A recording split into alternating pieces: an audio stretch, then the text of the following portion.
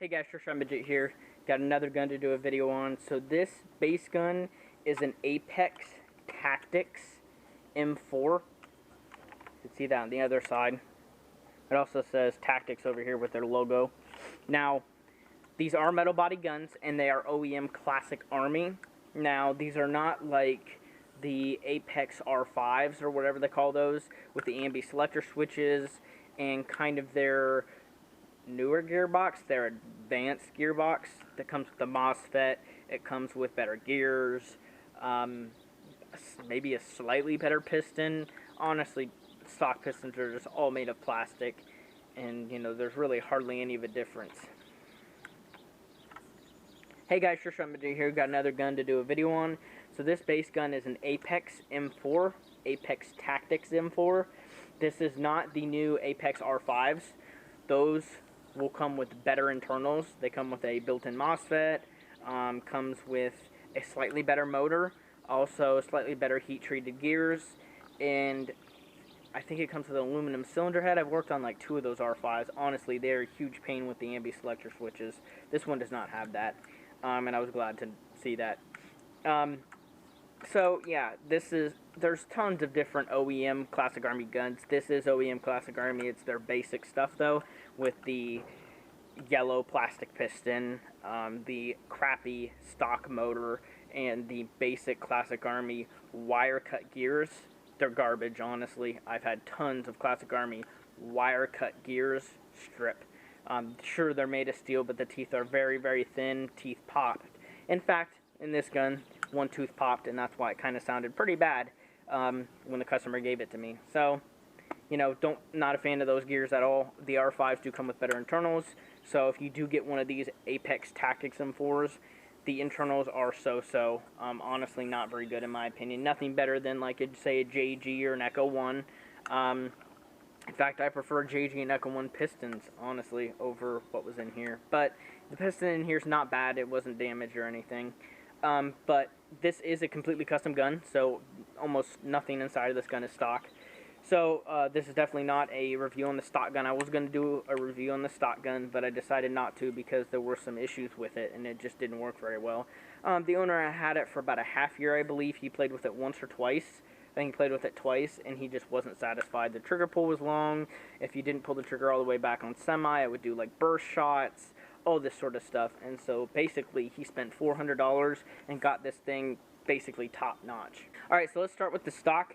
So the stock here is a JG PTW stock. I sold it to the guy for $10, mainly because I had no use for it. It was brand new, and he actually mentioned that his stock had, he had taped a battery to his stock and it ripped off the finish. Plus, he was having some issues with battery storage as far as the stock. With the PTW Crane stock, PTW type, this is made by JG. It's not a legit, Sistema or an Anke even, or a, G&D or anything. There's plenty of room in here, so you can use a stick lipo down here, down there, and even fit one down the buffer tube, because this does have a Spectre, so there's nothing down in there. So you have tons and tons of room to put any battery you want in here. You could do a 3-part, 11-1 2000 milliamp, a huge battery. 3-part, put it in there. You will have no issues with battery storage. The battery that he uses, he's got a 11.1 saddle. This is a Vulcan saddle lipo. It's 11-1, so there's 2 cells there, and then there's one here. It's only 1200, but he does have a second battery. I wired this one to Dean's for him. It's a 20 to 30C, so, it's okay. Alright, moving up from the sling mount. It's got a basic body, so non-functioning bolt catch, non-ambidextrous features, safe semi-full auto, basic pistol grip.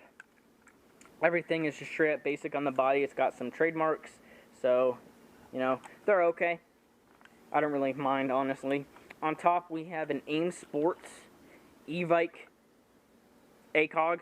This is an illuminated ACOG, so it has red, green, and blue, which is pretty freaking cool. It's got the fiber optic sight on the top. I don't know if you can see that, but it's pretty cool. It's got rails on the side, so I don't know what that would be for. Put IR on there. I have no idea. It's a pretty cool sight. I purchased it on e-bike for the owner of the gun. It was 80 something shipped, I believe. It was $80 for the site and then plus shipping. I might have gotten free shipping on that though. I think I did, because I think it's $80 for free shipping on eBay. At least there was a coupon code for that. Free ground shipping or something, I forget. On the front here, we have a 13.5-inch ZCI key mod. So he was looking at a different key mod, and it was like $65, and I told him, you know, get this one. It's $32. Doesn't come with any rail segments. I did tell him that. That's the one big downfall to the ZCIs. They don't come with segments. But you can buy some. He didn't act like he wanted any, so just completely flat here, which is still pretty cool. It's a lot lighter. You know, you're not putting a flashlight on here or anything, and it's smooth. So nice rail. Definitely recommend these ZCI key mods if you want a ZCI key or a key mod in general. Honestly, get a ZCI and grab some rail segments. I'm not sure what spec they are. If they're airsoft spec, they're probably just airsoft spec. But every single key mod section I've tried has worked. So it is monolithic on the top. The rail starts, you know, all the way up on the front of the key mod and goes all the way back. The suppressor here is, honestly, I'm not sure what brand it is. I forget. Got that on Airsoft Station. It is foam filled. I did foam fill it. It is counterclockwise and clockwise. It's got the stock outer barrel, the Apex R5 outer barrel. The inner barrel is brass. It is stock. I think it's a 602 is what the description says. A lot of the descriptions on these guns say steel 601 or 603, I think. It's not true. The ones that come in these Tactics M4s are brass, at least in this one. I've seen some videos where they've disassembled the gun and it has a steel one. This one came with a brass one. Don't know why. I think it's probably a 602, 603 diameter, because when I put a 601 in here, the FPS went up like 5. That was it. And so it's probably a 602 or 603. Hop-up wise, it is a G&G plastic hop-up unit with a Lonex 50-degree bucking. On the inside of the gearbox, let's start with the motor. It is a JG Blue motor, brand new. I gave that to him. It came out of an A&K SR25. It's pretty much the same thing. A&K OEM, pretty much same thing as a JG, same as a Golden Eagle, with slight differences, but it is a neomagnet motor. It does have a Spectre Mark II BTC MOSFET, so I did shorten the trigger pull. It is unsafe, so it's not going to fire, but it's just the trigger pull is super short. I did modify that. It does not come stock like that, but it's so easy to do. Gear set, it's kind of a mix mash. It actually has the stock bevel gear because that's what meshed best. It has a SHS 1601 spur gear and a G&G heat-treated sector gear. So everything meshes super well. It's got the stock ball bearings, and it's just so smooth shimming. It has the Cyma metal rock piston with the Cyma piston head. It's got a full cylinder, stock tappet plate, stock nozzle. The cylinder head is it's a super shooter with a sortable pad, of course. Stock gearbox shell. It does come with the QD spring guide, and we have an AMP M130 spring. And I believe that's it. I don't think I'm missing anything else in this gun. It is kind of a mixed mash of parts. It shoots 450 feet per second with a .2 BB, so this is a DMR roll.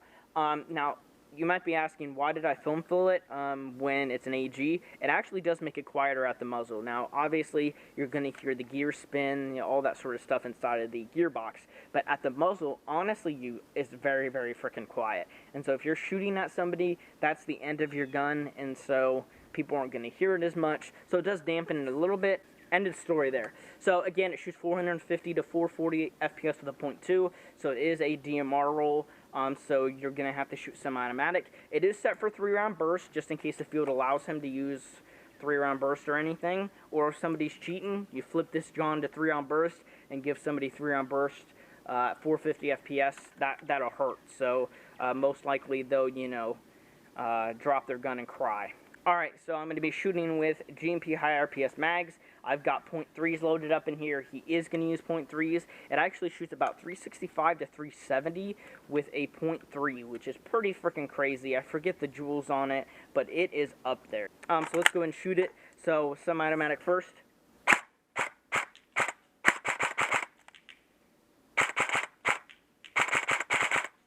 Range is definitely 200 feet, easy. 200 feet. Turn the hop up a little bit. I prefer a little bit of an overhop to get more range. It just depends on what kind of player you are. Yeah, that's definitely shooting like 220 feet right there where it's at. Now, it's overhopping. This hop-up unit can hop 0.3s. Now, it is not a stock bucking. It's a lone X50 bucking, which does great at hopping heavy BBs. I don't know if you can hear that on that target. It is smacking. So let's try a 3-round burst. I'm not sure how these mags are going to feed. These are, you know, 30 gram BBs, so they're heavy. 0.3s, whatever you want to say. Hey, it does feed burst. That's pretty cool. Feeds perfect. So I do have active braking on medium. I do not have it on high. I have free cocking at 20 milliseconds. I could get it to 25 and maybe even 30 still. Since this is a DMR, you're not going to need that super instant trigger response. Not going to be an indoor gun. You're not going to need to shoot super quick. And so that's why I went ahead and did medium active braking and kind of a lower amount of precocking. So you're still getting that good trigger response. You're still getting that good seal on the hop up, but you're not putting a lot of stress on the motor. The scope is not sighted in. I'm going to leave that to him probably because he might want to use 2.8s or 3.2s. I think 3s is perfect. 0.3s is a great weight for this gun.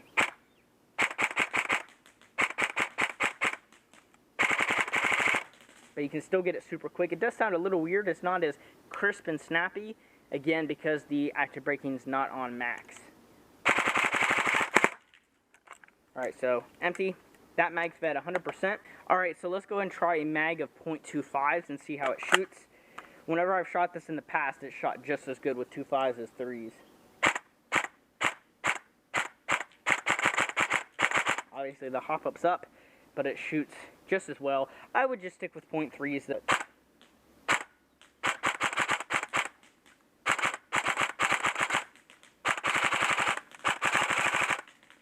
Alright, let's try a 3-round burst.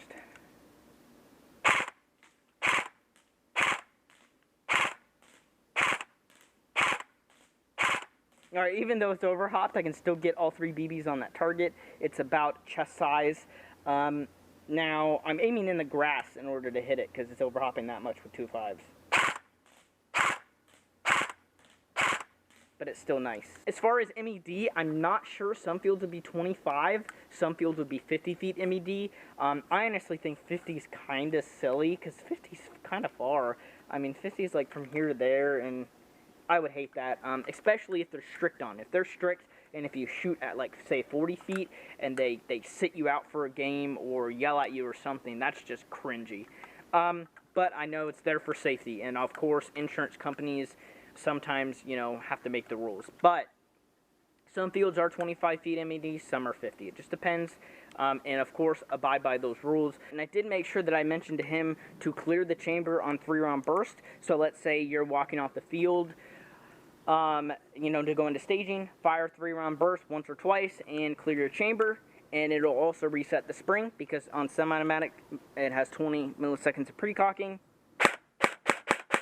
and so on 3-round burst it's cycle completion, so your spring is going to be all the way forward, so you're not going to stress the spring out or keep it compressed. But if you have any questions, thank you so much for watching.